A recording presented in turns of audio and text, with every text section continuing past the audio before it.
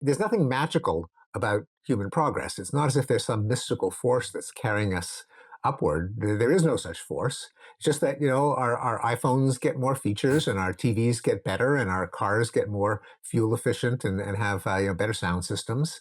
And when that same kind of human ingenuity is applied to reducing violence against women or reducing war deaths, it doesn't always succeed, but sometimes it does. Special thanks to our sponsor, Glenfiddich Single Malt Scotch Whiskey. You've heard me recently talking about Glenfiddich with the highly recognizable stag icon that we've got right there on the show art. They've got a new body of work that aims to challenge the traditional notions of what it means to be wealthy and to live a life of riches. Glenfiddich believes that beyond the material, a life of wealth and riches is about family, community, values, and fulfilling work. These are the values that led Glenfiddich to become the world's leading single malt Scotch whiskey. This week's guest, Steven Pinker, exemplifies these values, and you'll find out why later on in the episode.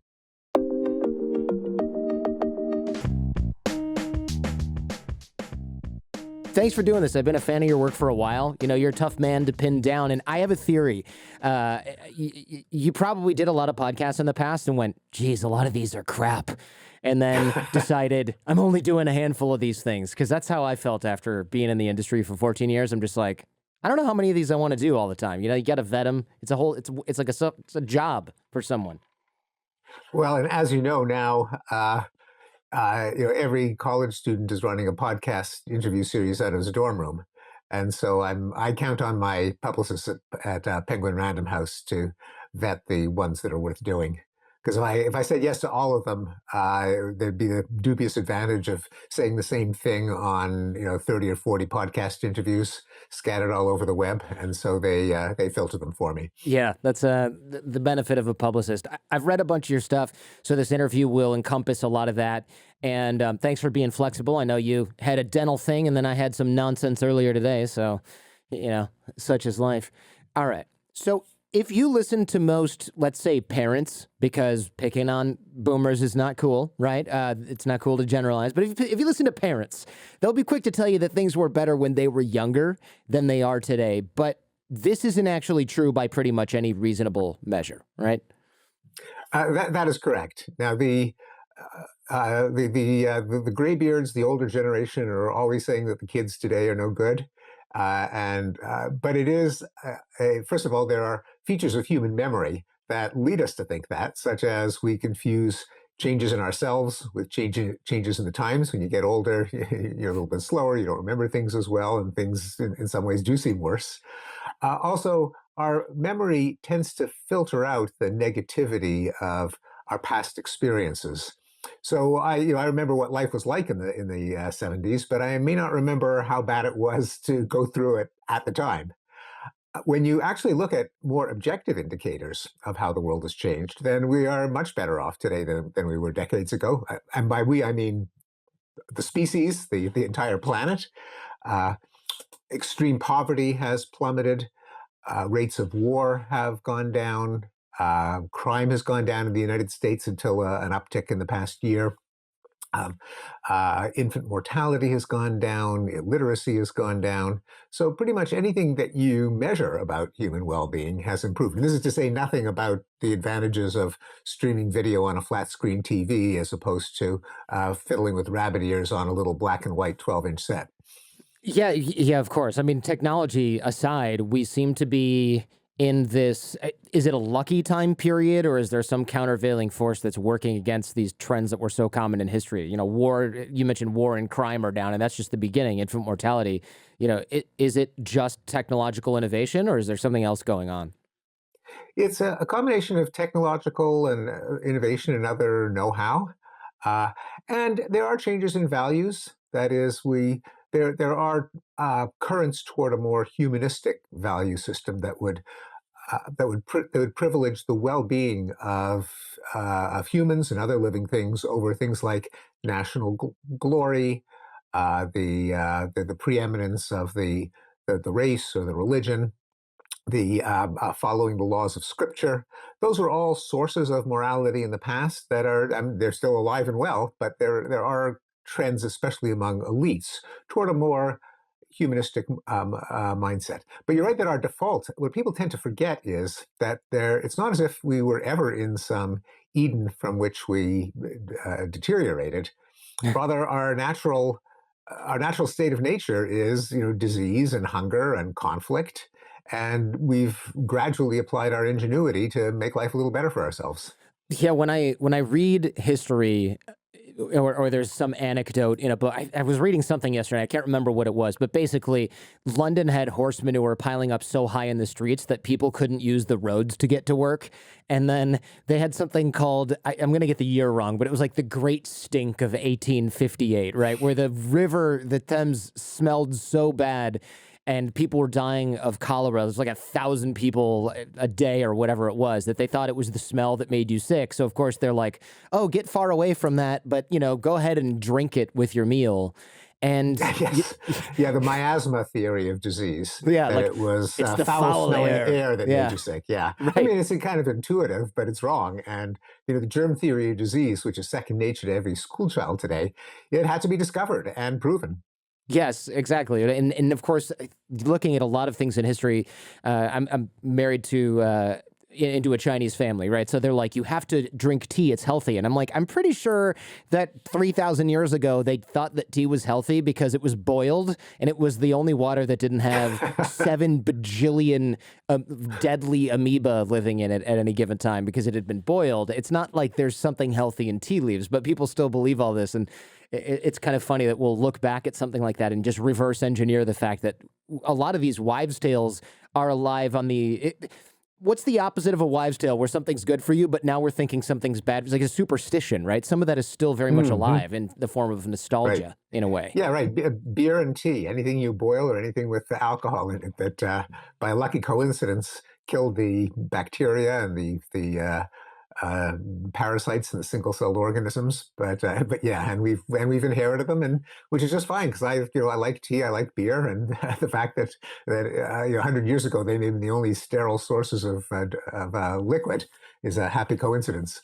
Yeah, I remember my mom telling me years ago. I was like, "Why are pirates always drunk?" Right, typical little kid question, and she, I think, actually found the answer, which was, you can't really keep water on a ship, but you can keep rum. And they're like, "Well, we got to drink something, right?" So they just Right? Yes.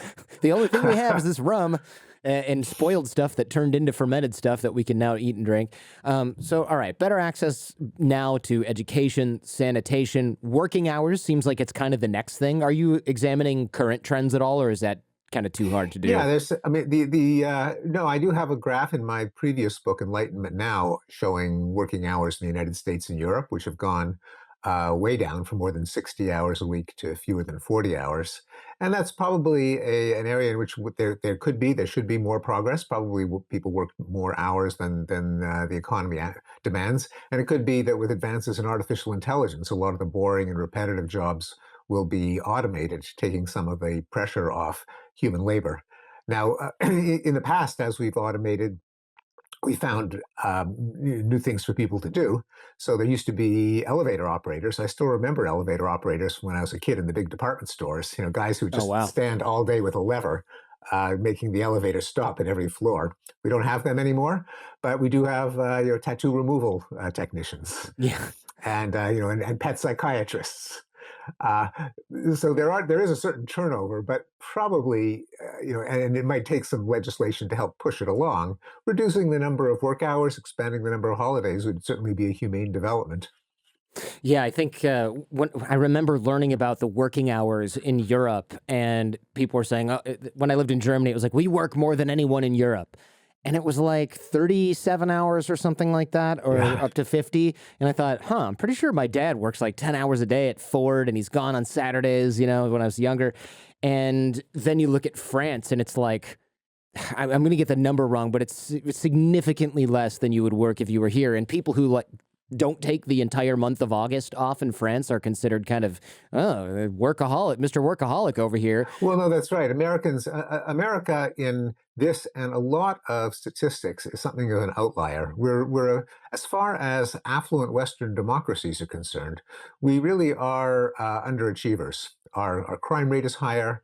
Our school achievement is lower. Our life expectancy is lower. Our happiness is lower. Now, of course, it's better than poor countries in Africa and South Asia, but we're not number one when you compare us to New Zealand and to the Netherlands and Switzerland and Canada and so on. Yeah, but no huge surprise there, just given the gap. And progress always leaves some people behind, which actually kind of has me a little bit worried, right? You mentioned automation, later on AI. In light of this, I'm wondering what you think of universal basic income, because we're really, once we get to AI, and I've talked about this with a few AI experts on the show, like Kai-Fu Lee, one of his greatest concerns is you just can't retrain people fast enough for jobs that are at the rate that they're disappearing because things are automating. Yeah, I think we don't know, and I know that that is a position. Labor economists themselves are divided whether there will be new new occupations like video game costume designer that will, which we couldn't have conceived of, cybersecurity, and so that's an unknown. That is, whether the elevator operators will be replaced by pet psychiatrists, so to speak. Another is whether a universal basic income is actually the workable solution. There are calculations that the numbers just don't add up. You divide the tax revenue by the number of people, and you can't support them if no one is working. And it's going to be a while. I mean, the fact that today, despite promises from a long time, we can't get a fully autonomous vehicle where you can open up a magazine and let your car drive you to a location that you tell it to go to. It just turns out that a lot of AI problems are a lot harder than we thought. The human brain is it's got a lot of limitations, but it does a lot of things better than any robot can do now. So we don't know when the day will arrive when that many occupations will be fully automated. And it could be that there'll always be some that where not only are humans best suited to do it, and things like elderly care and child care, and perhaps teaching are examples. Maybe even planting trees and reforesting areas, and it may be better to have the government create jobs that the private market won't support, but that are good for the country, good for people, and so people would still be working, but they would be the jobs wouldn't necessarily be those that the marketplace provides. Interesting. Yeah, I mean, Plus also, I think what we'll have to have is more redistribution. That is a more progressive income tax. Whatever the advantages are of the free market system, and there are a lot of them, we're just seeing that there's much less pressure at the lower part of the income scale to keep incomes up. There are many opportunities for the wealthy to get still wealthier, and it may make sense to, instead of paying people to do nothing, to for the government to top off their salaries for doing something. yeah, I think, well, I won't disagree with that because it's better to get paid for doing something than nothing. But I would imagine you take a lot of flack for the viewpoint that the government should create these jobs. And I mean, I don't know if you check Twitter, but I would imagine if you did, your Twitter feed is full of people calling you a communist or a socialist for having these types of Well, ideas. that hasn't been my problem because I live in academia. Yeah, I have my workplace is in the People's Republic of Cambridge in Massachusetts. I'm on sabbatical right now in Berkeley. So the right. kind of people that I hang around, that isn't my problem. Yeah, that makes some sense. I mean, Yeah. I don't look at the Twitter comments too carefully, but if I did, the problem would not be that I'm accused of being a communist. Right, right. Yeah, but Uh, it, Although I have libertarian friends, and maybe I'm probably, by their standards, I might be a socialist. By the standards of academia, yeah. I'm on the far right. Yeah, Pinker the Pinko, I guess, right? Wouldn't that be that's the pro that maybe they Well, call you maybe behind your back? maybe in the fever swamps of the of Make America Great Again. But in the kind of circles that I hang out in, if anything, I have the opposite problem. Yeah, that may make sense. But it sounds like what you're saying at its base is not really that controversial, right? You don't protect jobs, protect the interests of people instead, right? It's an elevator operator. Absolutely. That's perfectly put. Protect people, not jobs. Yeah. And I think the honest answer is we don't know what's going to work. Now, actually, as it happens, we've had a huge experiment in universal basic income in the past year and a half with the kind of the COVID relief payments. Hmm.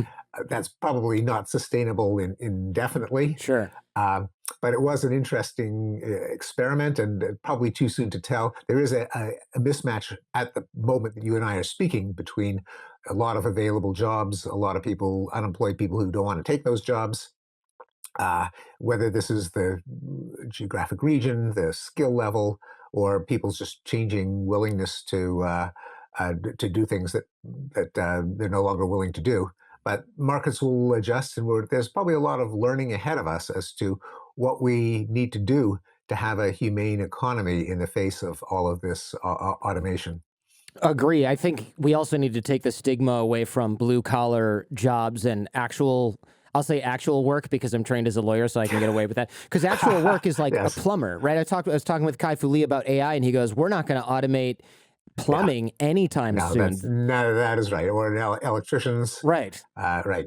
And if you built a house anytime in the last few years, which I have, you can't get a roofer or a contractor because they're going, I'll hire anyone. And they can't. They can't hire people to stand on a roof in the hot sun for 3 hours because everybody wants to push paper like I did on Wall Street and get paid and go out at night. They Right. don't want to get sunburn Well, or also things like swinging a hammer is a really complex computational problem, and much more complex than turning a steering wheel like that and then pressing one of two pedals. That's just three things you got to do to control a car, and we do not have robots that can do it, not yet, anyway.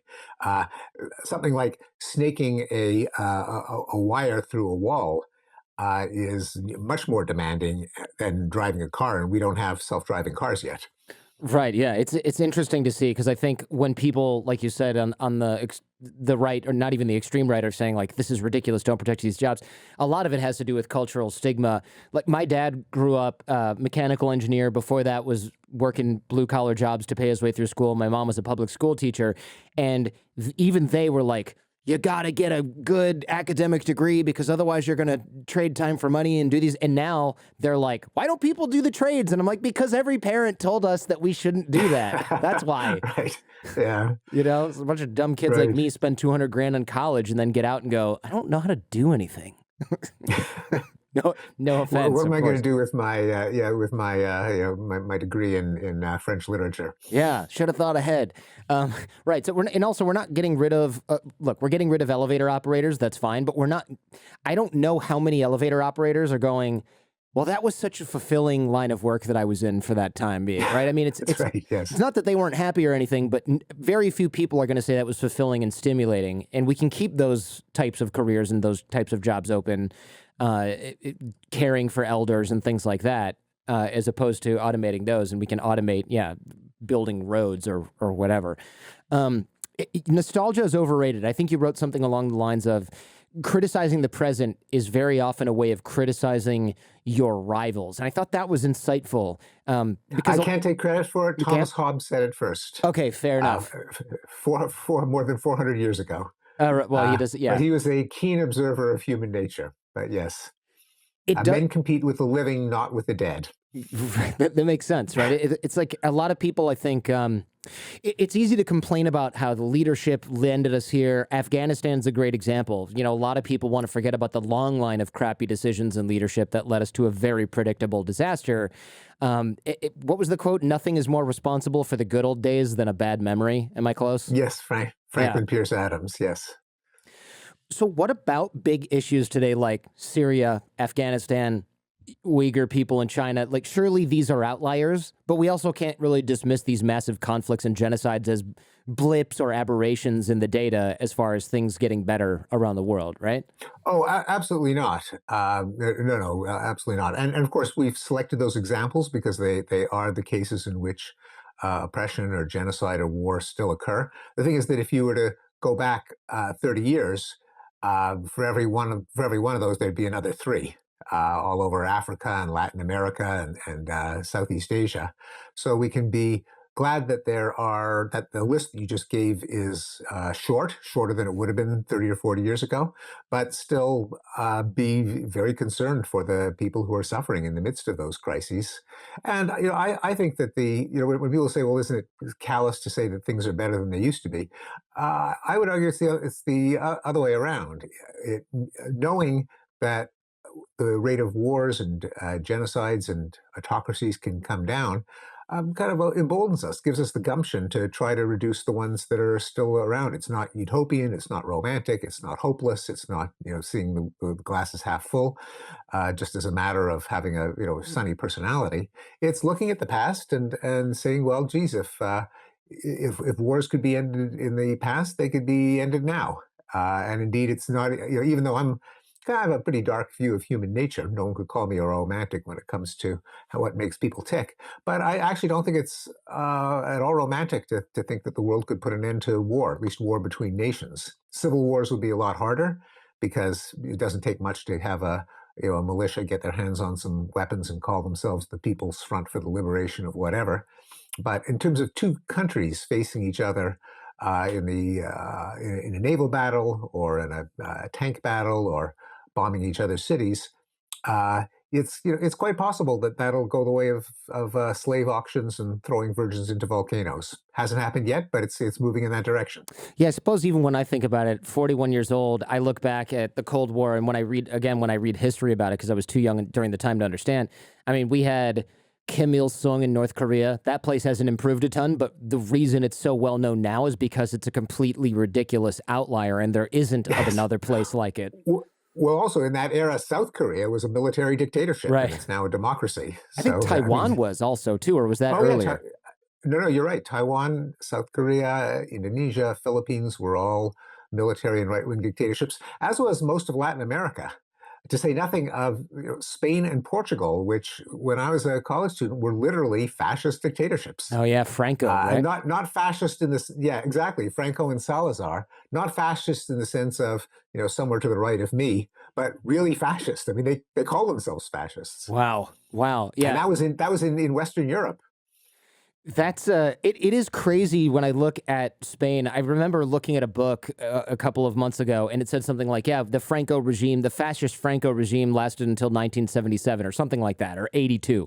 And I was like, that's a typo. That must be Yeah. 1962 or 1950. And I No, no, looked no, in no. That various was not a typo. like You know, yeah, people were when the series Saturday Night Live originated, a running joke was General Francisco. Sorry, General Franco is still dead. He had just died, which marked the transition from fascism to democracy in Spain. And so it's within the memory of Saturday Night Live. That was a recurring laugh line in Weekend Update. it's that is so crazy to think about. Like imagine announcing the death of Hitler in 1975 and going, "Wait a minute. No, Yeah. no, no. Like that can't be it." Right? It just Well, and Franco was an ally of Hitler, so yeah. yes, and that's just talking about Western Europe, which is not nearly as bad as Eastern Europe. You drew a line through present day Germany, and everything to the east was a totalitarian, communist dictatorship. It was barely different from North Korea today. Mhm. Yeah, I lived in the former East Germany when I was in high school. It was, West Germany at that point, again. But my host parents, I was an exchange student, they were in the army and they were rolling tanks into outside Prague for I can't remember what that was, the Prague Spring, Prague Summer. Yes, that's right, 1968. Yeah. It So, was it was yeah, called the Rape of Czechoslovakia was the way the news magazines referred to it at the time. Yeah, wow. again, that was 1968. Yeah. It was before you were born. It wasn't before I was born, and I remember it very well.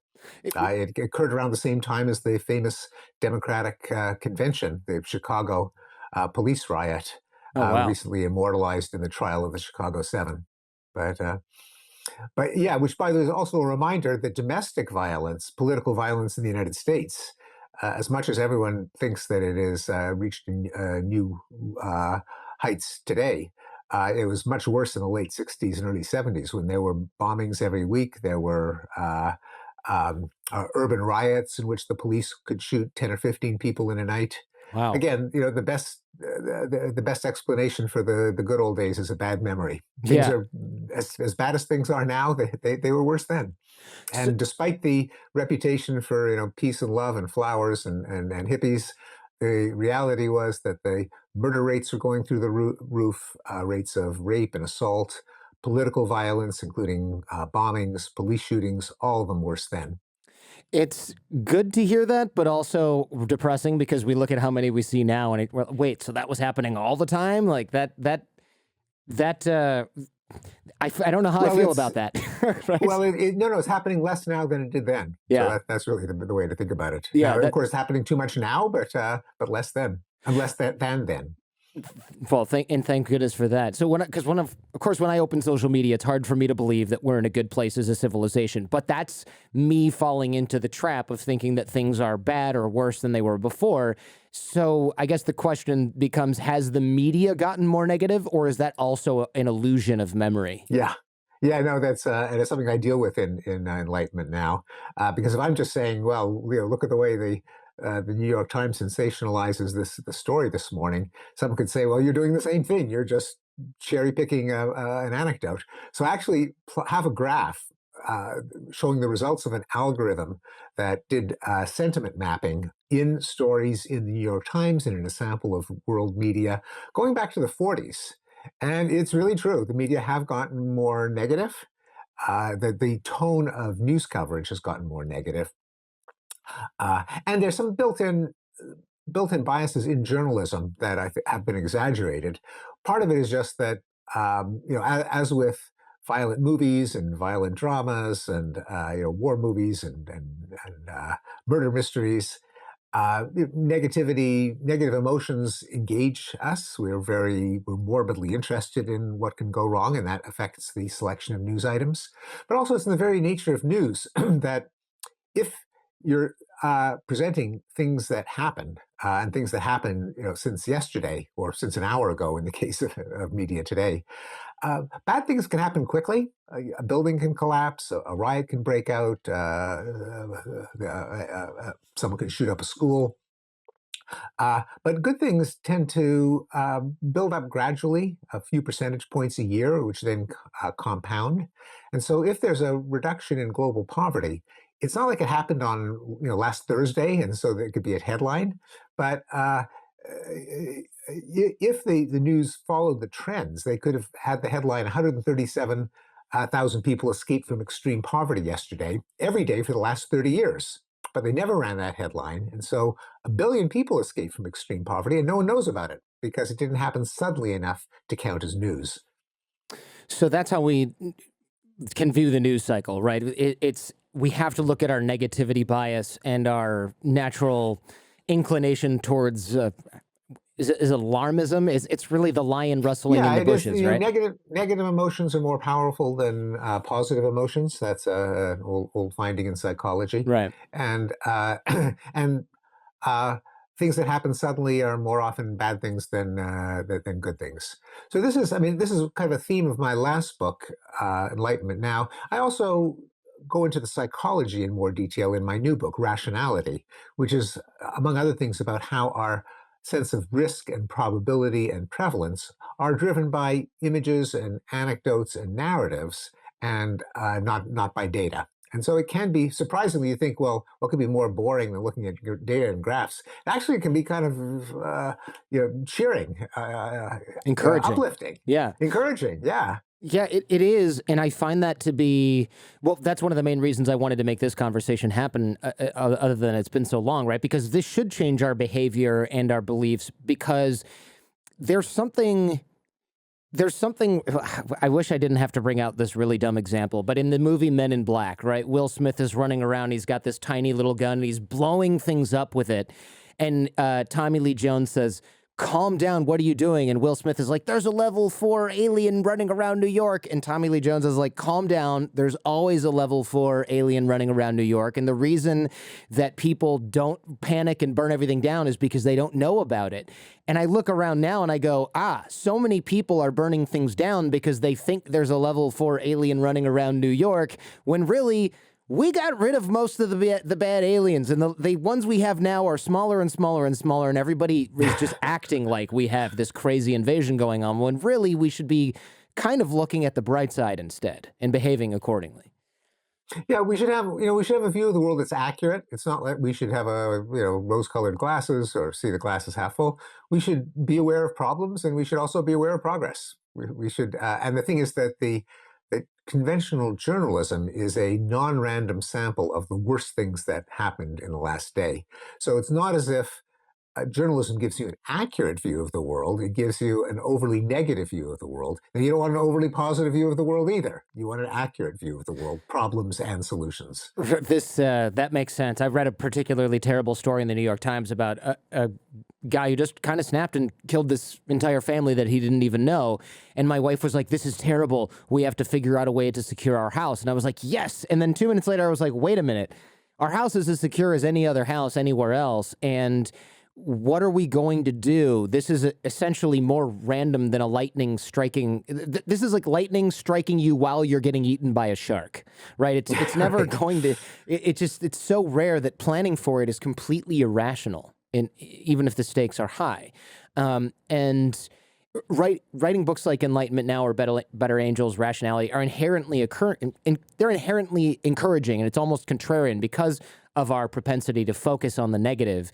Why do we need an accurate view of the world? Like, why is this important? Well, it's for the same reason that it's better to see things than to wear a blindfold or hallucinate. Namely, the more you know about the world, the better equipped you are to act on it, to solve problems when they arise, to figure out what works and what doesn't, to protect the institutions and the laws that and the practices that have made life better, get rid of the ones that have made life worse. The more you know about the world, the better equipped you are to act on it.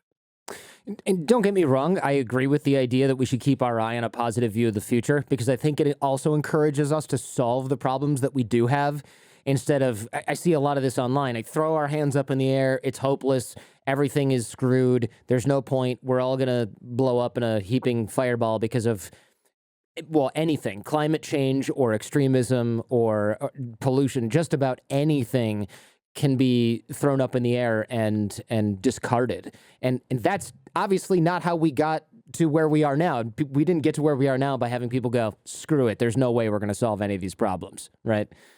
Exactly right. And I think that is the value of appreciating the progress that we've made, so that we know that problems are not an excuse to leave difficulties to our grandchildren, to enjoy ourselves while we can, to burn everything to the ground in the hope that whatever rises out of the ashes is bound to be better. It's a way of understanding what can be done, and it's empowering in terms of what we do in the future. And this includes some of our toughest problems now, including climate change. If we decide that it can't be solved, then it won't be solved. If we decide that it can be solved, it won't necessarily be solved, but it certainly won't be solved if we don't even try to find the solutions. Hey, if you like what you're hearing and seeing, check out the Jordan Harbinger Show podcast feed. There's a lot more just like this. You can find the Jordan Harbinger Show in Apple Podcasts, Spotify, or wherever you get your podcasts. Now, back to the show. How did you get interested in this topic? And, my gut sort of says, well, Jewish parents, probably not super optimistic, maybe raised to feel extremely lucky because, all jokes aside, a lot of our Jewish relatives didn't make it very well in the 20th century, especially in the middle. Yeah. Well, indeed, I was raised to appreciate how lucky I was. My parents were born in Canada, fortunately, but my grandparents were born in Europe. They all emigrated to Canada, for which I retroactively thank them. But I had relatives who perished in the Holocaust. My father lived through the Great Depression as a child. He was briefly homeless. He was my grandmother had two cloth diapers that she would have to wash and Oh, dry and wow. turn. I mean, my father was dirt poor, and many of my friends were children of Holocaust survivors. Others were children of refugees from the Hungarian Revolution in 1956. So you think of the Great Depression, you think of World War II, you think of the Holocaust. Here I was lucky to grow up in a middle class suburb, and my parents' generation couldn't understand why we were so rebellious, why we were what we were complaining about the unjust racist system. They said, "You want an unjust racist system? Go look at Germany and Poland when we grew up." Yeah. So yeah, so I did have an appreciation, at least from my parents' generation, of the relative good fortune that I had in being brought up in a liberal democracy. For me personally, it was kind of circuitous journey. I'm a cognitive psychologist. I'm interested in how the mind works, what makes us tick. I'm interested in human nature. I'm interested in how evolution prepared the brain to allow us to do what we do, to learn language, to see, to move our limbs, to form alliances and friendships and romances. And the existence of human nature is controversial. It's historically been associated with the political right because you can't change human nature. So we need a strong police, we need strong military, we need strong moral codes. Uh, the left, more or less, is more sympathetic to the view that we're a blank slate. Just change the culture, change the programming, change the teaching, change the parenting, and you can bring up kids with any traits you want. I tend to lean more certainly toward the existence of human nature, although I'm not a political conservative. And that's because there's scope for one of the things that nature did give us, one of the parts of human nature, is an open ended ability to come up with new ideas and share them via language. That's one of the things that language, which is the thing I study the most, Hmm. allows us to do. Every sentence that you and I have uttered in this broad podcast, even though I've been on talked about these themes before, but I can guarantee you that if you looked at a transcript, none of the sentences would have been repeated verbatim. My memory isn't that good. Hmm. So language allows us to share all kinds of new ideas, and among them could be ideas of how we reduce war and crime and racism and oppression. Now, there's no guarantee that it will, but the argument that I made is if on average we keep the things that work, try out new ideas, criticize bad ideas, then it's possible that we can improve our lot, even though we're stuck with human nature. And then in Better Angels of Our Nature, uh, a term, of course, that I stole from Abraham Lincoln, but it fit the idea perfectly. I showed that it's not just a theoretical possibility, it's happened. War has come down, and rape and child abuse. You just, whenever you have the data, you plot them over time, and the graphs go, they go down. And then Enlightenment Now, I broadened that to other measures of human well-being, such as poverty and illiteracy and work hours and happiness. So it's partly fending off the accusation that a belief in human nature is depressing and fatalistic and reactionary, and it means there's nothing we can do to improve our lot. It's kind of pushing back against that idea that led me into the idea of human progress. You did. It's funny you should mention you're not a political conservative because I looked at something, I can't remember what it was now, but you got lumped in for just a minute with the sort of alt-right for saying, look, a lot of these people are educated and well read. This is not just sort of like tiki torch wielding neckbeards, which was the perspective that the image that a lot of people on the left wanted to create. And they felt empowered by things that are not discussable in public. And I think you're almost like in a can't win scenario because even though you're basing your opinions on data and science, people are constantly trying to paint you, especially for whatever reason, with a brush of one side or the other. Have you found that to be true? Yeah, I mean, it is an increasing danger in an era of political polarization and academia, which you would think ought to be the arena in which you could deconstruct this and just analyze each issue with the best tools available, is in danger of becoming something of a political monoculture to be kind of captured by a left-wing tribe. And in the case of I'm about as far from the alt-right as you could possibly imagine. Not only in Enlightenment Now do I present the case for liberal cosmopolitan humanism against nationalist, populist, um, reactionary thinking, but I'm on record as the second biggest contributor to Hillary Clinton among Harvard faculty. So I'm in a good position to say I'm not by no means on the alt right. Uh, Oh, the video, Whoops. Okay, something am I happened with back? the. I think I knocked. I didn't lose I you, but it looked like Max Headroom for a second. If you it remember looked that like video, Max had. yeah, I do remember Max Headroom, and uh, I bumped the table and loosened oh, a okay, couple of yeah. cables I think everything's momentarily. fine. I mean, But I I think we're can't. back. Yeah. Okay, cool. Yeah, was that Although the I end of like that? I kind of like that effect. Maybe I That should was try for it cool. again. I feel Yeah. like we leave it Um, in. Yeah. right. But But yes, there is that danger that just analyzing things objectively. In the case of the alt right, I can tell you that it's true that not all of them are tiki torch wielding skinheads, because at least one of my former students at Harvard University gravitated to the alt right, Oh, uh, wow. to my horror.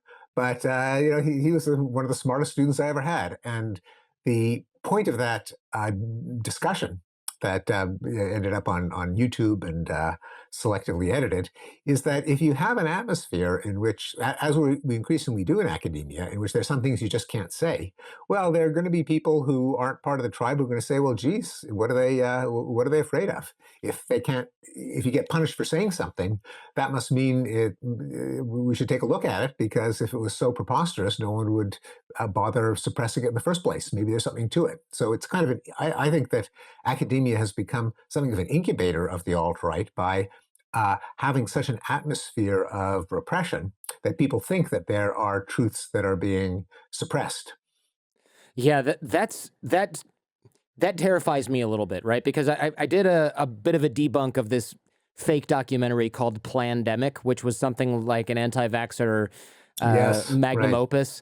And I went through the first half of it and I just deconstructed a lot of the so-called experts and things like that. And people, one of the primary comments on there was, if it's not true, why isn't it allowed on YouTube?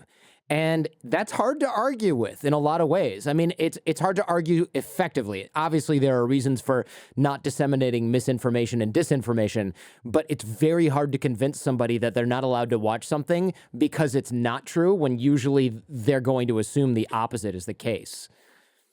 Yeah, there has to be, and there's no easy answer to what you do about material that is both false and harmful. Um, because, as you say, simply censoring it can make it all the more appealing.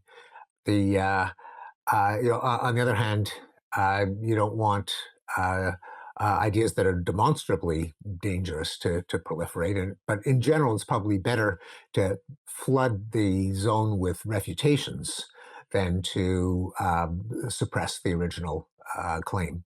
Yeah, I definitely agree with that. I'm sort of an anti-censorship type when it comes to that. What's the common phrase is you sanitize these bad ideas by shining a light on them, not by hiding them away. Yeah, sunlight is the best disinfectant, and I Yes. think maybe it was a Justice Louis Brandeis who said that, perhaps. Wow, you're good at remembering who said what. I'll tell you, I'm terrible Yeah, at that. I was never good at assuming I that. was right, assuming I didn't just make that up, but Right. Yes, that. that's my best guess. It seems a bit unusual in many ways, just as far as humans are concerned, right? To have an optimistic view of human progress.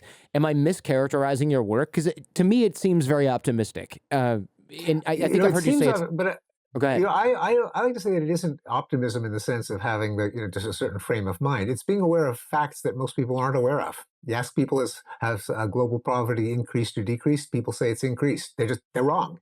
Not that they're pessimistic. It's not that they're seeing the glass as half empty. They're wrong. And so, what people often characterize as optimism in my books just consists of data that no one is aware of. Uh, Very few people have seen the graph showing the estimated battle deaths since 1945. You ask people, what would the curve look like? I think it would be all over the map if you ask people to guess, but we do have that graph. And I reprinted that graph, and it's a striking graph because it shows that the rate of death in warfare has crept downward, not in a straight line. There have been ups and downs. Most recently, the Syrian civil war was something of an uptick, but it was reversed, and the overall trend is unmistakably downward, and people just don't know it. So it's not optimistic to say, here's a fact that you just were never aware of. And the reason you're never aware of it is because newspapers tend not to print graphs. They tend to print stories. And if there is a war, then you will see the footage. If someone has counted all the places that don't have wars, all the zeros that go into that fraction, then there's no place to find it in the papers. Now there is, increasingly people have become more uh, interested in data. There's an excellent website called Our World in Data, where you can look up data on pretty much anything that you're curious about. And when people say, well, what can I do to have a sunnier outlook on the world? I mean, part of the answer is there are news feeds for positive news, and some of those are excellent. But even better, just being aware of trends as opposed to headlines is a way of getting a better appreciation. And as it happens, it gives you a more positive appreciation, although it's not designed to do that. That's just the way the facts are going. And it shouldn't be that surprising. I mean, there's nothing magical about human progress. It's not as if there's some mystical force that's carrying us upward. There is no such force. It's just that, our iPhones get more features and our TVs get better and our cars get more fuel efficient and have, better sound systems. And when that same kind of human ingenuity is applied to reducing violence against women or reducing war deaths, it doesn't always succeed, but sometimes it does. It seems like we tend to think of Western society as is always on the brink of collapse, but people have been saying that for centuries, right? I kept thinking because I remember having this thought sometime in college and going, "Man, we're just everything is just going to hell in a handbag." Right as I'm becoming an adult, and the more I researched it, and of course later on found your stuff because I kept telling people like, "Aren't you concerned that everything is going into the toilet?" And it's like you got to read this book, right? We're safer than we've Yeah, ever the been. world has been coming to an end for a long time indeed. Hmm. And there's a good book by Arthur Herman called "The Idea of Decline in Western Civilization," which shows that sometime uh, starting probably with the Romantic movement in the mid 19th century, there's been a whole parade of people saying we're on the verge of collapse. It's our society is decadent and corrupt, and by the way, and these are the all stars of the academic curriculum. You major in the liberal arts, and you're going to read Schopenhauer and Nietzsche and W.E.B. Du Bois, and one sourpuss after another, convinced, and they were convinced, back in the 19th and early 20th century that everything was on the verge of collapse. You touched on this a little bit earlier, but all right, so safety and quality of life is on the rise. Why does it seem like rationality is in decline? There's no correlation there. Or is that the same type of illusion? Is that observation even accurate? Yeah, it's not clear that it's in decline. And in fact, I sometimes think that there's greater inequality of rationality. There is a lot of idiocy out there, conspiracy theories and fake news and quack cures and paranormal woo-woo. Uh, on the other hand, biomedical science is astonishing in what it is accomplishing. um, Electronics, nanotechnology, and the application of rationality to domains of human activity that were formerly just ruled by hunches and experts and intuitions, like evidence driven policing, Moneyball in sports, looking at data instead of folklore, evidence based medicine, feedback informed psychotherapy. There are a lot of poll aggregation. There are a lot of areas in which we really are getting smarter. And there are some things like conspiracy theories where we've always had conspiracy theories. The one attempt to quantify them over time by Joseph Ushinsky seemed to suggest that the level of conspiracy theorizing hadn't changed in almost 100 years in which he looked at evidence for it. Only went up to about 2010. So, Oh, if it got well, if it all went south in the last 10 years, then yeah. they aren't in his data set. But at least up till then, and there was the protocols of the elders of Zion, there were the Illuminati, there were all kinds of there was the Trilateral Commission in the 1970s. Um, so we're always vulnerable to conspiracy theorizing. We're certainly vulnerable to paranormal. I mean, that's kind of what religion is all about, and superstition. For that, and fake news. What are the miracles in the Bible, but fake news about paranormal phenomena?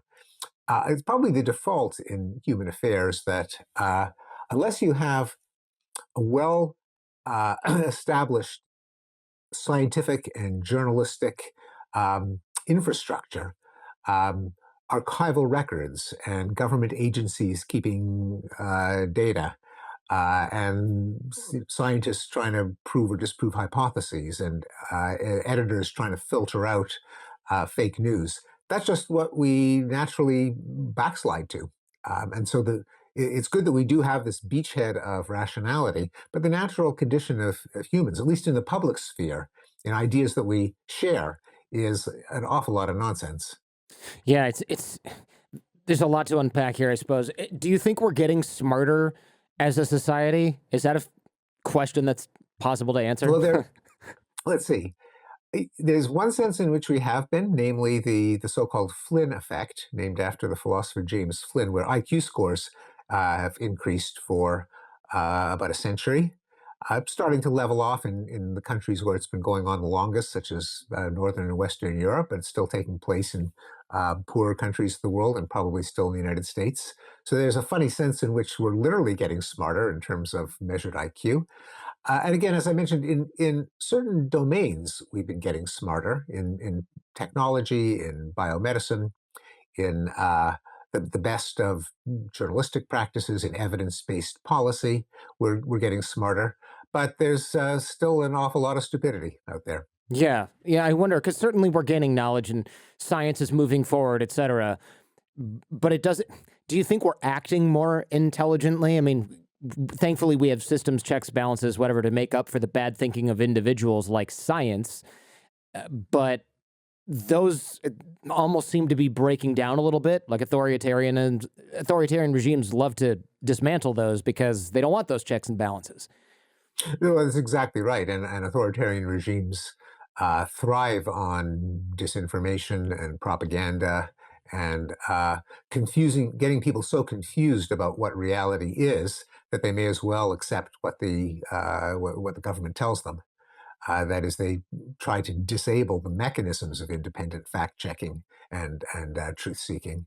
If if everyone's saying whatever they want, then the people with guns who say things are the ones that everyone has to listen to. Mhm. So progress isn't necessarily inevitable, though, right? I mean, what about something like the Dark Ages, or is that just a total anomaly? No, no, no. Progress is not inevitable. In fact, progress is precious, and it only comes about when you have um, the, uh, the results of an enlightenment. That's why I called my previous book "Enlightenment Now," calling for the ideals of the Enlightenment to be cherished and savored and safeguarded and extended. Our natural condition is for there not to be progress. Actually, progress is kind of a weird, unusual state of affairs, and we've got to nurture it for it to continue. I mean, it depends on science, it depends on knowledge, it depends on humanism, that is, on our setting as our goal the well-being of people. If we fall back into tribalism and brute force and nationalism, then progress may not continue. And there have been reversals. All of the graphs that I present, very few of them are just as I say, a monotonic line with no wiggles. There are always local reversals. In the case of war, for example, there was bulges corresponding to the Vietnam War, the Iran-Iraq War, and the Soviet invasion of Afghanistan, the Syrian civil war. Things can get worse in the case of crime, violent crime. The country had a freak out from the 60s to the 90s where there was a big spike in violent crime. We've just lived through, and we're still living through, a reversal of the decline of crime in the last year and a half or so. There are reasons to think it'll be temporary, that it will be a blip and not a permanent reversal, but it has reversed in the last year and a half. What about some of the imminent threats to our progress here, such as climate change, AI joining us here at some point? It seems like we can't just rely on human thinking at some point. Well, we do have to rely on human thinking. Yeah, What else are we going to rely on? right. Aliens aren't going to save us. God's not going to save us. In Enlightenment Now, I have a discussion of fears of runaway AI, which I think are misplaced. So I think we could worry about AI, what we're going to do with the jobs that get automated by AI. What are all the truck drivers going to do and forklift operators? But I don't think we have to worry about an AI turning us into raw materials as collateral damage, which is a kind of science fiction scenario that some people do worry about. Climate change, we do have to worry about. It's a serious threat. It's one that we have not solved. We're not right now on track for solving it. I think we could solve it, but only if we discover a lot of things that we have not yet discovered and try to implement them. Um, Scalable, unlimited clean energy, ways of making steel and fertilizer and cement without CO2 emissions, ways of flying planes without net CO2 emissions. All of these are unsolved. I don't think they're unsolvable, but we haven't yet solved them. Back in the day, hundreds of years ago, or maybe even more recently, smarter people maybe succeeded more in a Darwinian sense and had more children that were also smart and had resources and succeeded. Society is changing. I don't know too many folks that would argue now that it's the smart people and the most educated, the most resourced, having the most kids. And this might be a ridiculous notion, but do you think this could reverse the collective intelligence of certain societies? And I'm waiting for the emails implying that that was a Nazi thing to say, but I should be able to ask this question, right? You are correct in noting that this is one of the taboo topics. Sometimes called dysgenics, the opposite of eugenics. That is uh, the fear that as the less intelligent have more offspring, the mean intelligence of the population over many generations will go down. So I'll leave it by saying that it's in theory it could happen. I think I'll leave it at that. Yeah, I also don't mean to imply that people who have more kids and are lower on the socioeconomic scale are all dumb or genetically inferior. What I mean is, Well, no, there's a big difference between poverty right, and lack of intelligence. Yes, right, good. right. I wanted to put that on the record for the people that are like warming up their keyboard fingers right now for the to cancel Well, because more like the pitchforks and torches. yes, yes, that, but on Twitter or Yes, whatever. the Twitter equivalent. Yeah. On that same token, when we politicize issues, we get dumber and less intellectually honest, I guess is probably a more accurate way to phrase this, right? When I see the stuff out there about climate change or vaccine misinformation, or just about any politicized topic, it's like we can't communicate anymore. It just it doesn't work because we tend to disagree with somebody and then be like, well, you're evil and an idiot, instead of having any sort of rational discourse with these people. Yeah, it's not clear how much worse it's gotten because it was always something that was true of people that back in the 70s there were, in fact back in the 50s there were experiments showing that you show a video of a football game between Harvard and Yale, and you ask people to count the number of dirty tricks and infractions and penalties, and the Harvard students see lots of infractions by the Yale team and vice versa. And that also happens with violent demonstrations. If you say it's in front of an abortion clinic, then the left sees a lot of violence. If you say it's in front of if it's a demonstration for admitting gay people into the military, now the right sees a lot of violence from the left. So that's kind of remained. But yeah, politics makes people stupid in the literal sense that we flub logic problems if the content goes against our beliefs. Uh, the experiments if uh, yeah, if racism has been eliminated, then affirmative action is no longer necessary. So this is a syllogism. I want this is a logic test. I want you just to answer based on what literally implies what. What is a sound inference, not what's true or false. So I give you the syllogism. If racism has declined, affirmative action is not necessary. Racism has declined, therefore affirmative action is not necessary. Is that a valid inference?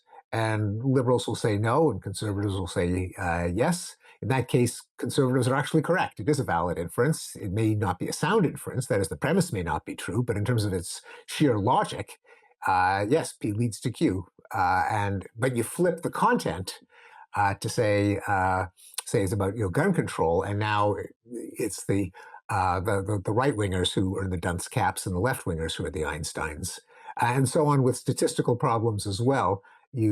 Depending on the content, um, people will misread the statistics to go in their preferred direction. It's often the savviest who are most likely to be kind of seduced by the answer that they want to be correct based on their political inclinations. So yeah, politics does quite literally make us stupid in that we're more poorly equipped for statistical and logical reasoning. So if people today are basing their beliefs on tribal affiliation as opposed to reason or logic or even science, and in fact, the belief in science at all might even be seen as one form of tribal loyalty by members of other tribes, how do we get people to form beliefs based on reason and logic and rational thinking as opposed to uh, a group thing and tribal Yeah. affiliate? I mean, is it even possible to do this, or is that just contrary to all human nature, period? I mean, it is. It does. Human nature pushes against it, but that doesn't mean that resistance is futile.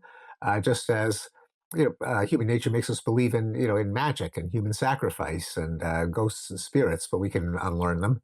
Part of it is schooling. That is, the tools of rationality, I think, should be taught. They're prerequisite to everything else. So just in the same way that we teach arithmetic and reading, because if you don't know how to read, then you can't learn anything else. If you don't know how to think probabilistically, to not confuse causation and correlation, you're going to be confused in everything you do. And so I think that should be part of the educational system. I think it should be part of our norms in terms of what counts as acceptable discourse, that in political debates and academic debates and newspaper op-eds, there should be less of a ethic that you got to win at all costs, and more acknowledge your uncertainty, listen to contrary evidence, don't base your argument on anecdotes, don't confuse causation and correlation. That should be just sort of part of the norms of just everyday sensible conversation. The same way that people don't tell ethnic jokes or Mhm. homosexual jokes the way they did when I was a kid. It's just kind of mortifying. You wouldn't be a member of polite society if you still did that.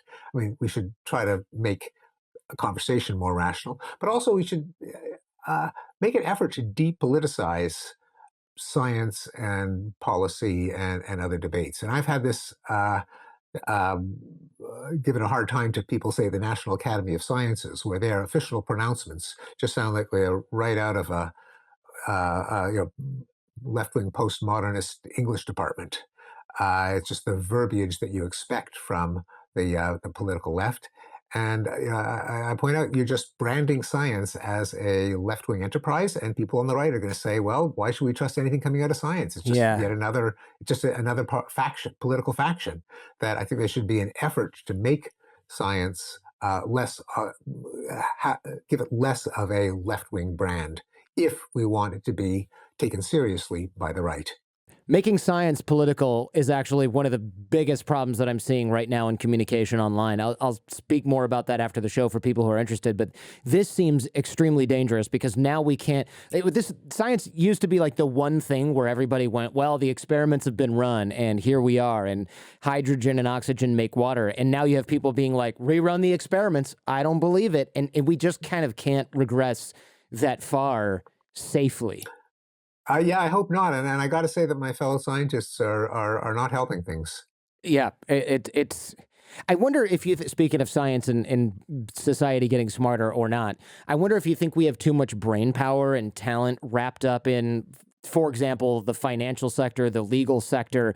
When I worked in the legal sector, there were so many very, very, very smart people, and I thought, wow, and all we're doing is like managing really big spreadsheets, and it's financial law. We're trying to get financial info half a second faster than the competition. We're suing companies. There's people that are patent trolling.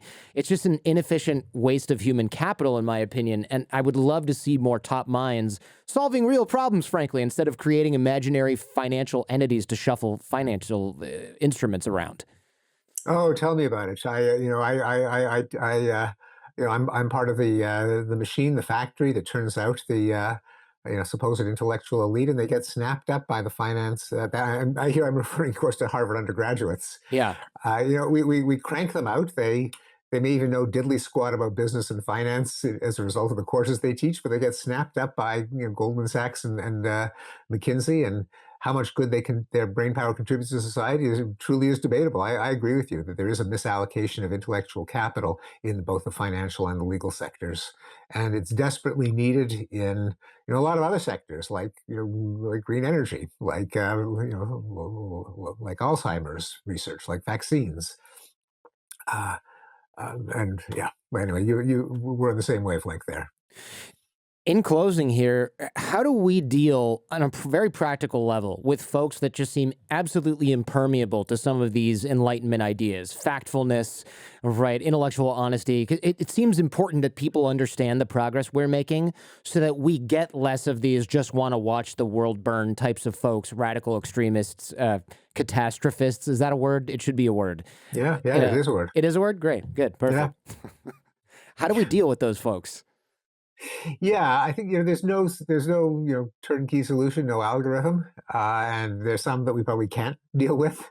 But there are, we can try to create fewer of them in terms of ideas that people get exposed to in school so that they're not replenished as the older ones die. Uh, there are always people at the fringes who aren't like dyed in the wool committed to the conspiracy theories or the need for chaos that, maybe on the fence, and they can be picked off one at a time. The people who are in the midst of the movement, sometimes when their influencers change their mind, if they do, or if you can find people who are considered to be heroes within a particular movement and recruit them to spread the message, then people will go with what their leaders tell them. Uh, I think it would have been great if the left had allowed Donald Trump to claim credit for vaccines for Operation Yes, Warp Speed, and like, definitely. yeah, he's a blowhard and he's bragging, and we finally, let him have it to Mhm. get all of his followers vaccinated. Yes, 100%. Yeah, 100%. Because you'd have a lot of people who trust science. They would just get vaccinated and they would sort of say, well, Trump didn't do anything. He might have funded it, but grumble, grumble, grumble. And they would have gotten the shot. But then we wouldn't necessarily have this massively politicized reaction to the Yeah, at vaccine, least which we should be is, we should be aware of politicization as a yes. major driver of science acceptance or denial. And again, my fellow scientists have been very, very slow at realizing it. They often think, one person said, it's like the way that American tourists sometimes deal with foreigners in another country. They just speak to them very slowly Mhm. and then distinctly, hoping that somehow it'll get through. I mean, that's not going to work. We've got to be clever, and we've got to stop making the problem worse by branding ourselves as part of a political faction, and to try to, insofar as it's possible, to recruit spokespeople from a diversity of political stances who are still scientifically literate and willing to get spread the messages. Steven Pinker, thank you so much for coming on the show. This has been as wonderful as I hoped it would be. And I really appreciate your time. It's been my pleasure. Thanks for having me on, Jordan.